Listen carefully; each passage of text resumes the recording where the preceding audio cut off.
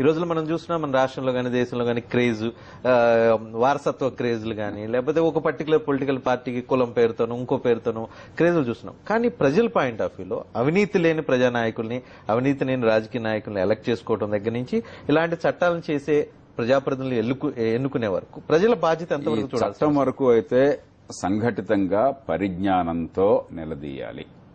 ఊరికే మిడిమిడి జ్ఞానంతో కాకుండా ఎలాంటి చట్టము, ఎలాంటి వ్యవస్థ ఉంటే అవినీతిని మనం అంతం చేయగలం, అవినీతికి కళ్ళెం వేయగలం అర్థం చేసుకుని కనీసం ఆ తెలిసిన వాళ్ళైనా సరే, కాస్త కూస్త అక్షరజ్ఞానం ఉంటే ప్రపంచం తెలిసిన వాళ్ళైనా సరే గట్టిగా గొంతు విప్పాలి.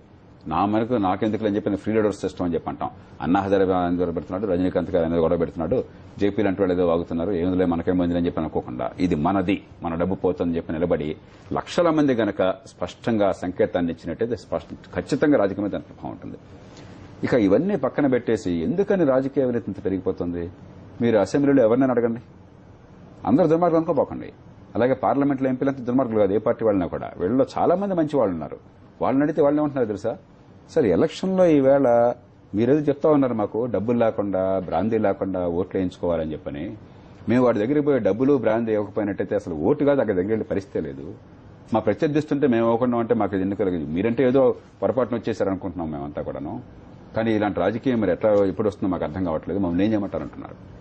డబ్బుకి బ్రాందీకి లొంగిపోయి ఓట్లేసినంత కాలం మన కులం వాడు కాబట్టి, మన వర్గం వాడు కాబట్టి, మన ప్రాంతం వాడు కాబట్టి వాడు దొంగైనా మనోడే వాడు కోటేద్దాం అనుకుంటున్నంత కాలం మన మెడకాయని మనం ఆ పులి నోట్లో పెట్టాం. ఆ తర్వాత పులిని తినకూడదు, బాగా దేవుడా దేవుడు అని చెప్పి అనుకుంటున్నాం.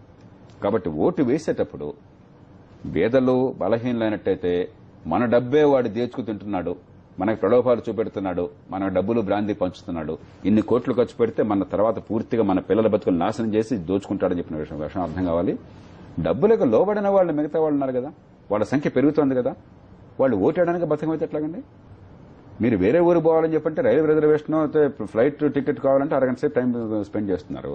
ఒక సినిమా హాల్ వీకెండ్కి సినిమాకి వెళ్లాలని చెప్పంటే సినిమా టికెట్ ఉందా లేదా అడ్వాన్స్ బుకింగ్ చేస్తున్నారు, ప్రయత్నం చేస్తున్నారు. పోలింగ్ స్టేషన్కి వెళ్ళి ఒక అరగంట సేపు క్యూ నుంచి ఓటేయాలని చెప్పంటే బతకమైతే ఎట్లాగంటే ఇంకా దేశాన్ని ఎట్లా మరుస్తామండి? మీ చేతుల్లో నా పాశుపతాస్త్రం ఓటు. ఆ ఓటుని సరిగ్గా ఉపయోగించడం మొదలెట్టండి. ఇదే పార్టీలు, ఈ దేశాన్ని దోచుకుంటున్న పార్టీలన్నీ వచ్చి నిజాయితీ కోసం మీకు ప్రమాణం చేసి మరీ దానికోసం నిలబడతాయి. వాళ్ళకి దేశం మీద ప్రేమతో కాదు, వాళ్ళ భవిష్యత్ మీద ప్రేమతో, మేము ఎన్ని కావాలన్న కోరికతో. కాబట్టి ఖచ్చితంగా మధ్యతరగతి యువత, మహిళలు కదిలొచ్చి మేము సరిగ్గా ఓటేస్తామని మొదలెట్టినట్టయితే 100% వ్యవస్థ మారుతుంది. మనం అది మర్చిపోయి ఎలక్షన్ రాగానే మళ్ళీ మన కులం, మన వర్గం, ఈ పార్టీ ఆ పార్టీ కట్టుబానిస్తాం అని చెప్పి అనుకుంటున్నాం. వాడు ఏదో రకంగా మనలో ఆ తాత్కాలికంగా సంకుచిత ప్రభావాన్ని ప్రవేశపెడుతున్నాడు. కులం, మతం, భాష, ప్రాంతం, పార్టీయో దానికి లొంగిపోతున్నాం. ఎన్నికలైన తర్వాత మళ్ళీ తిట్టుకుంటూ ఉంటున్నాం. ఎన్నికలైన మన్నాడు మళ్ళీ రాజీనామా చేయి దిగిపో. నిన్న ఎన్నికలు ఏమిటి, వాడిని పెట్టడం అధికారులు, మన్నాడు రాజీనామా ఏమిటి? తమాషాగా ఉంది ఏదేమన్నా? మన జీవితాలు మనకంత హాస్యాస్పదంగా ఉన్నాయా? పెళ్లి చేస్తే మన్నాడు నోడకంటే మనం ఒప్పుకుంటామా? ఎన్నికలంటే ఒక కాంట్రాక్ట్, 5 ఏళ్ళు ఒప్పుకుంటున్నాం, మన తలకాయ వాడి చేతికిస్తున్నాం. ఇచ్చే ముందు ఆలోచించుకోవాలా. అప్పుడు సరిగ్గా ఆలోచించుకొని మన కోసం ఎన్నికలు, వాడి కోసం కాదు అని చెప్పని, ఆడి కోసం ఎన్నిక, ఆడి కొడుకు కోసం ఎన్నిక, ఆడి కులం కోసం ఎన్నిక, ఆడి ప్రాంతం కోసం ఎన్నిక, నీ కోసం ఎన్నిక ఎప్పుడు?